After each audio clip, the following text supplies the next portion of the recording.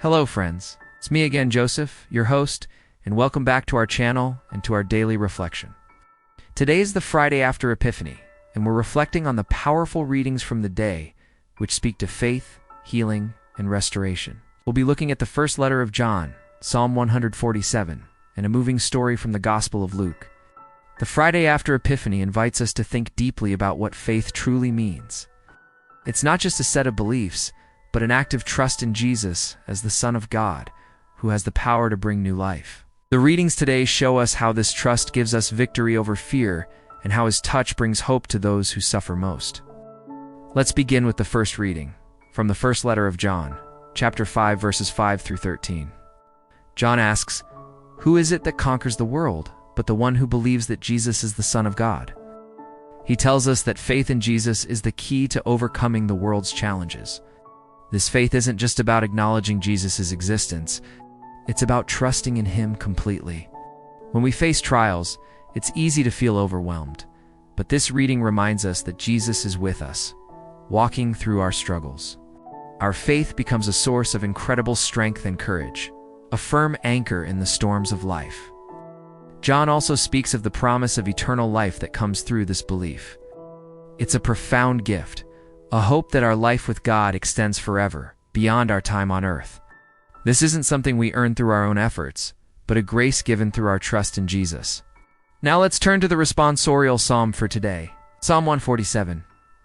This beautiful psalm is a song of praise, where Jerusalem rejoices in God's protection, blessings, and peace.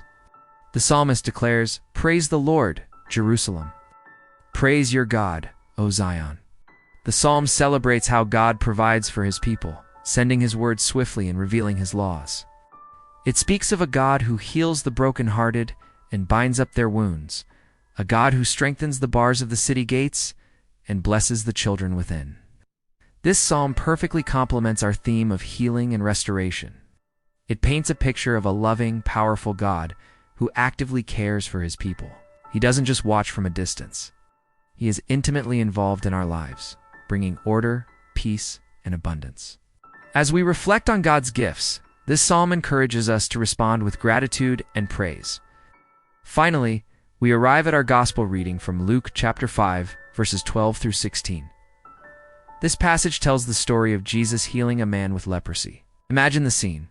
A man covered in a dreaded disease, an outcast from society, approaches Jesus. He kneels before him and says with profound humility and faith, "Lord, if you wish, you can make me clean." His words are not a demand, but a statement of complete trust in Jesus' power and will. What Jesus does next is radical. Instead of recoiling, Jesus reaches out his hand and touches the man. In that culture, touching a leper would make someone ritually unclean. But Jesus breaks through this barrier of fear and exclusion. He says, "I do, will it, be made clean." And immediately, the leprosy leaves him. This act is about so much more than physical healing. It's about restoring dignity, community, and hope. Jesus shows that no one is beyond his reach or his love. He sees the person, not just the disease. His compassion is boundless. After the healing, Jesus tells the man to show himself to the priest and make an offering as the law commanded, but not to tell anyone else. This was a way to reintegrate the man back into society. But the news of this incredible miracle spreads like wildfire. Crowds begin to flock to Jesus, not just to hear him speak, but to be healed of their illnesses. What does Jesus do in the face of this growing fame and demand? The gospel tells us he withdrew to deserted places to pray. This is such a crucial detail. Even in the midst of a demanding public ministry, Jesus prioritized his relationship with the Father. His power, his compassion, his mission at all flowed from this deep well of prayer. He teaches us that our own service and action must be rooted in that same quiet intimacy with God.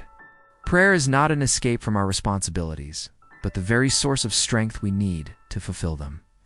So what do these readings mean for us today on this Friday after Epiphany? They weave together a powerful message. First, our faith in Jesus gives us the strength to overcome the world's challenges.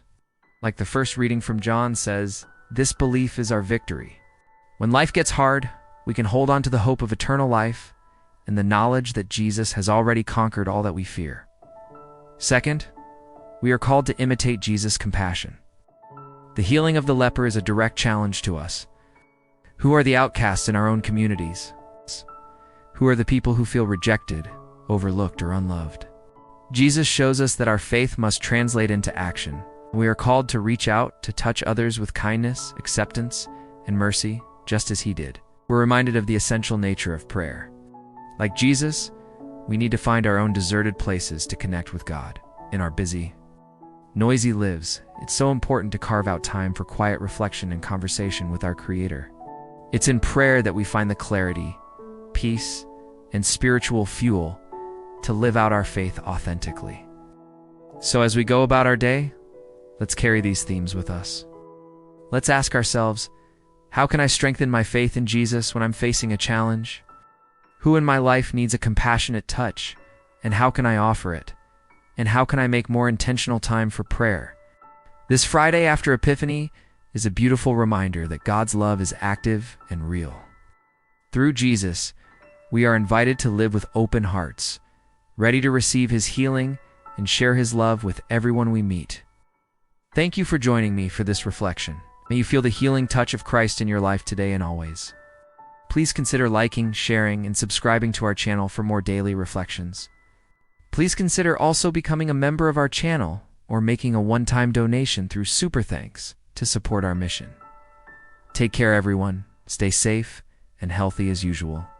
See you next time, and God bless you always. Have a blessed day.